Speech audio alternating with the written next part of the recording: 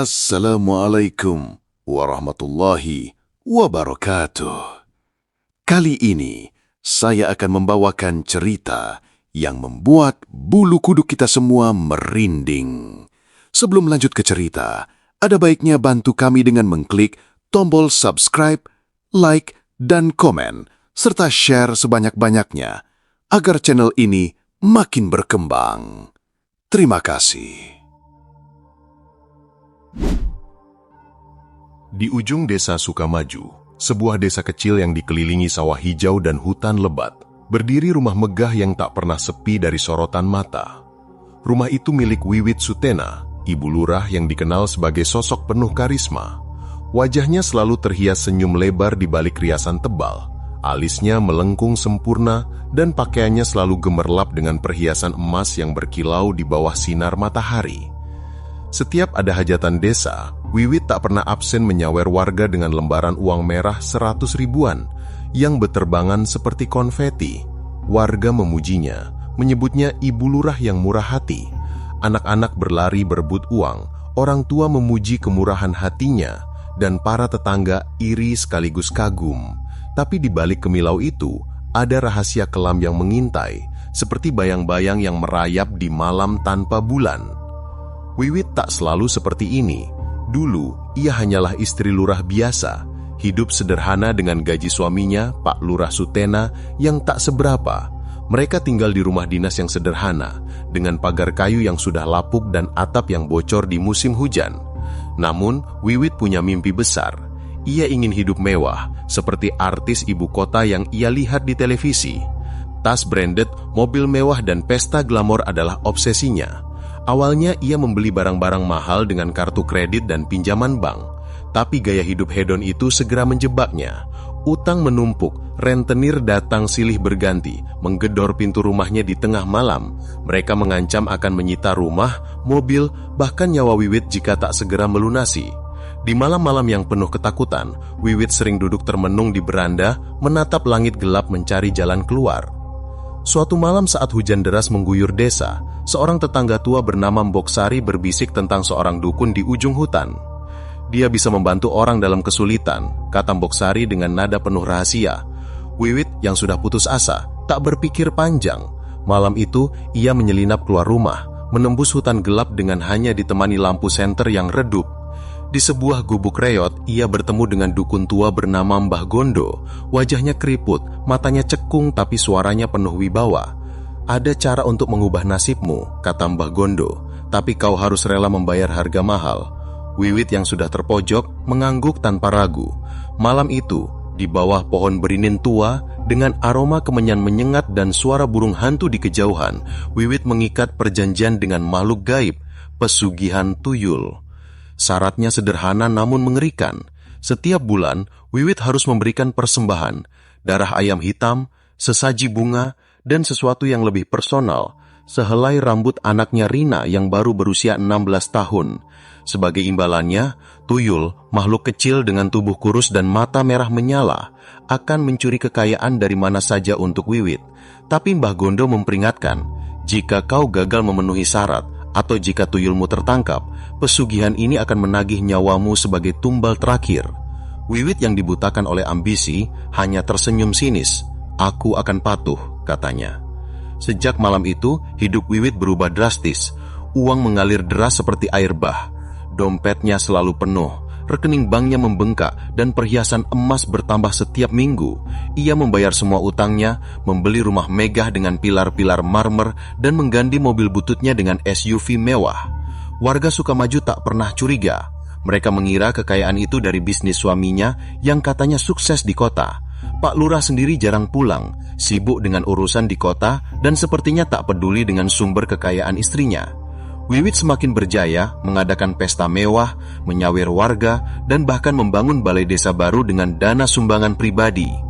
Warga memujanya, tapi ada yang mulai berbisik, kok bisa ya, gaji lurah kan kecil. KPK yang mencium aroma tak wajar mulai menyelidiki. Mereka memeriksa rekening Wiwit, menelusuri transaksi, bahkan menyamar sebagai warga untuk mengintai. Tapi anehnya, tak ada bukti korupsi. Semua transaksi bersih, tak ada aliran dana mencurigakan. Mungkin dia memang beruntung, kata seorang penyidik dengan nada frustasi menutup kasus itu. Tapi di desa, ketakutan mulai merayap. Warga sering kehilangan uang secara misterius. Dompet yang diletakkan di meja tiba-tiba kosong. Perhiasan emas lenyap dari laci. Sawah yang seharusnya panen melimpah tiba-tiba gagal.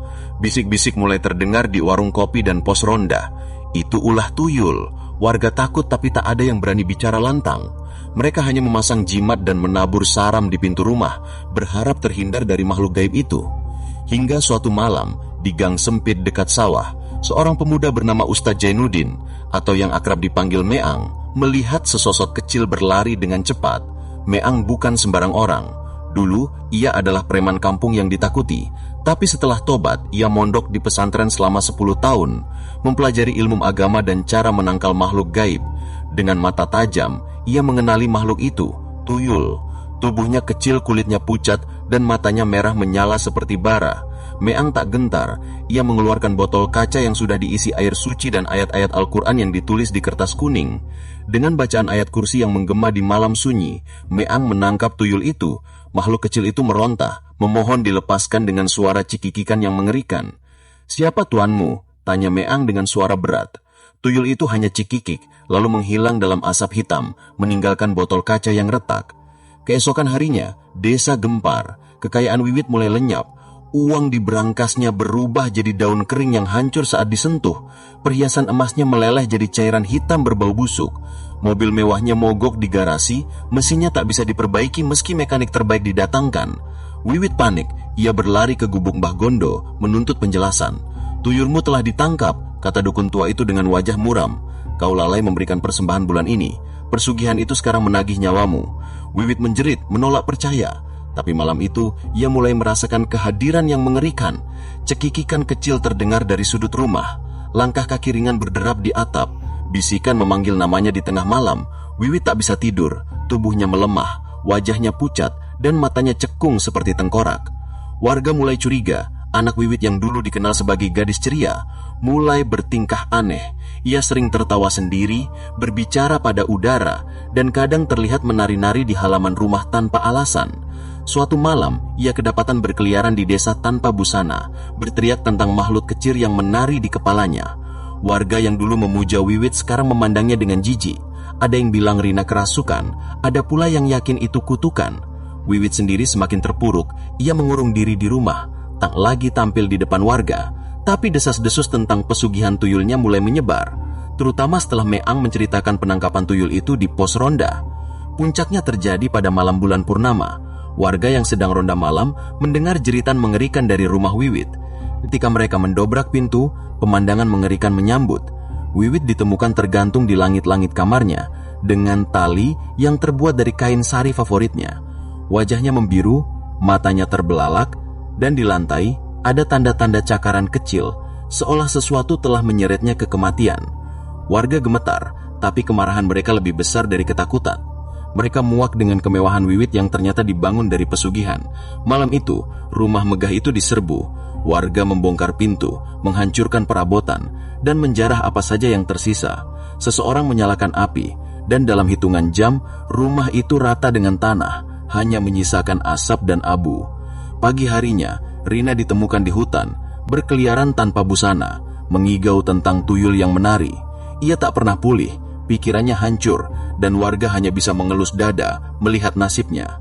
Desa Sukamaju tak pernah sama lagi. Cerita tentang Wiwit dan pesugihan tuyulnya menjadi legenda kelam, diceritakan dari generasi ke generasi sebagai peringatan.